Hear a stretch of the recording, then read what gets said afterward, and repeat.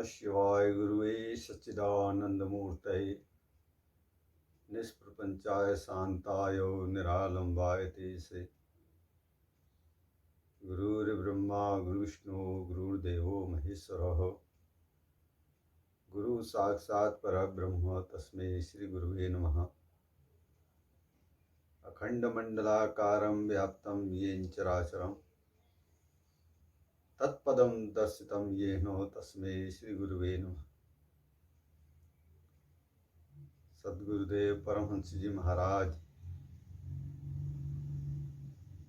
एक ऐसी परम सत्ता थी जो कब किस पल में क्या खेल करें या क्या रचें और किस दृष्टि से कब कह दें कुछ कह दें कोई पता नहीं रहता था। एक बार का वाकया है, मैं अपने मित्र नंदन सिंह रावत, जिसे आश्रम में आसू भाई के नाम से कहते थे, और नमन जोशी और उनके साथ गिरीश भट्ट एक कार्यक्रम को आयोजित करने के सिलसिले में जमरानी क्षेत्र के भौंसा गांव में गए। प्रोग्राम तो यह था कि उस गांव में नमन जी के द्वारा कोई कथा का आयोजन कराएंगे, क्योंकि वह उनके जीवन क्षेत्र का शुरुआती दौर था। लेकिन सद्गुरु महाराज किस प्रकार किसको क्या ज्ञान दें या क्या अनुभव दें, उनकी उस कृपा को वही जान सकता था जिसके ऊपर वह घटित होती थी। अब मुझे उस समय कोई वाहन या दोपहिया वाहन चलाना नहीं आता था।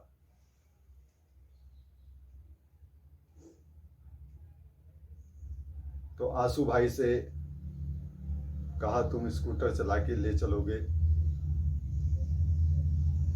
और उधर गिरीश भट्ट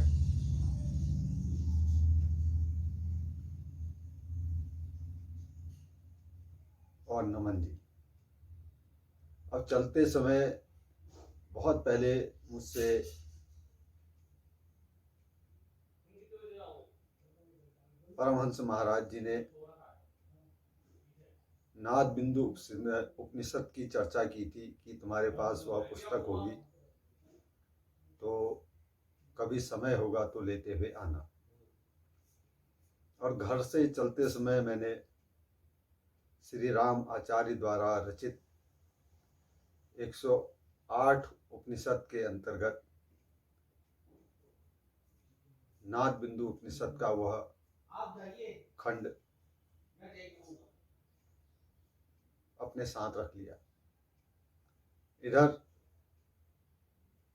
नमन जी और गिरीश भट्ट अपने दोपहिया वाहन में चले, और इधर आसू भाई और मैं। बीच में ऐसी कोई पुस्तक की चर्चा नहीं हुई कि मैं कोई पुस्तक लाया हूँ या क्यों है, कुछ नहीं।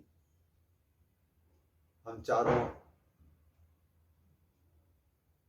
भौंसा गांव गए, जहाँ पर ग्रामवासियों का एक भूमिया मंदिर है, और वहाँ एक सत्संग अर्थात भागवत कथा का आयोजन रखा। और पूरा प्रोग्राम बनाने के पश्चात हम चारों उस जगह से वापस आ गए, और आते आते शाम होने लगी। तो मन में चारों का यह विचार आया कि वापसी में परमहंस महाराज के दर्शन करते हुए हम यहाँ से चलें। तो हम चित्रशिला में महाराज जी के आश्रम पर पहुँचे और चारों बैठ गए। तो महाराज जी दूरदृष्टा भी थे और जान लेते थे कि कोई क्यों आ रहा है। अब अपने वाहन को खड़ा करने के बाद मैंने महाराज जी ने जो मुझसे पुस्तक मंगाई थी वह निकाली, और बीच में ऐसा नमन जी से भी कोई मेरी चर्चा नहीं हुई कि महाराज जी ने कोई पुस्तक मुझसे मंगाई है, और पुस्तक के संबंध में कोई भी चर्चा नहीं हुई। मैं उस नाद बिंदु उपनिषद को लेकर महाराज जी के पास पहुंचा, हम चारों बैठ गए और महाराज जी ने मुझसे पूछा, पंडित जी कहाँ से आ रहे हो? तो जिस कारण हम भौंसा गांव गए थे वह महाराज जी के सामने चर्चा की, और मैंने कहा महाराज जी इनके द्वारा एक भागवत कथा का आयोजन का प्रोग्राम रखा है, उस गांव में भागवत कथा करनी है, तो इतना ही कहना था। मेरे सद्गुरुदेव परमहंस जी महाराज एक झिड़की मारते हुए मुझसे बोले, है तेरी जेब में 1 करोड़ रुपया जो तू भागवत कथा कराएगा? इधर नमन जी बैठे थे और इनकी तरफ इशारा करते हुए मुझसे कहा, कह दो इनसे जब हमारे पास 1 करोड़ रुपया होगा तो हम आपसे कथा करा लेंगे।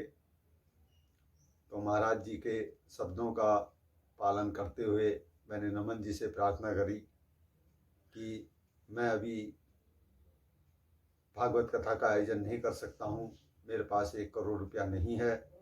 जिस दिन मेरे पास 1 करोड़ रुपया होगा उस दिन मैं आपसे भागवत कथा करा लूँगा। अब यह प्रसंग यहाँ पर पूर्ण हो गया। वो भागवत का आयोजन निरस्त कर दिया गया और नमन जी से महाराज जी के वचनानुसार मैंने कह दिया, जब मेरे पास 1 करोड़ रुपया होगा तभी मैं इस भागवत कथा को आपसे करवा लूँगा। अब जो किताब मैं लाया हुआ था, मैंने कहा महाराज जी आपने एक ये मुझसे पुस्तक मंगाई थी और इसमें नाद बिंदु उपनिषद की आपने चर्चा की थी और यह है, तो मेरा पुस्तक महाराज जी को देना और नाद बिंदु उपनिषद खोलना और उधर नमन जी का कहना कि महाराज जी इसी संबंध में आपसे मैंने कभी चर्चा की थी। तो महाराज जी ने कहा, इसीलिए तो हमने यह पुस्तक मंगाई थी। लेकिन चमत्कार देखिए, ना नमन जी ने मुझसे चर्चा की, ना मैंने किसी को बताया कि मैं पुस्तक ला रहा हूँ, और मुझे यह भी पता नहीं था कि इनको कुछ इसकी चर्चा के संबंध में बताना है। वह पुस्तक महाराज जी ने खोली, अल्टा पल्टी करी और अरे यह तो सब बेकार है, किताब बंद करके मुझे दे दी और कहा, शिव का नाम लो, वह सब कुछ करते हैं। तो अब क्यों यह प्रसंग हुआ पुस्तक का, क्या नमन जी ने पूछा था, क्या यह था, ये तो उन दोनों की बात वही जाने। लेकिन जो मेरे साथ सबसे बड़ा गुरु के वचनानुसार घटित हुआ वह यह था कि उस भागवत के प्रोग्राम को कैंसिल करा देना और मुझसे कहना। तब से वह प्रोग्राम अभी केवल मेरे अंतःकरण में ही है। तो जैसी गुरु महाराज की इच्छा होगी, शिव की इच्छा होगी, वही जाने। यह तो एक मेरे संस्मरण है और आने वाले समय पर यह परम पूज्य सद्गुरु महाराज के यादों के रूप में रहें, इसीलिए मैं समय समय पर अपनी तुच्छ मति के अनुसार इन्हें संग्रहित कर रहा हूँ। बाकी शिव इच्छा। ओम नमः शिवाय। शिवाय नमः। ओम।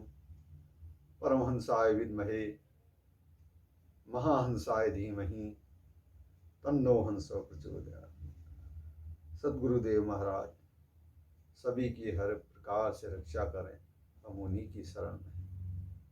ओम।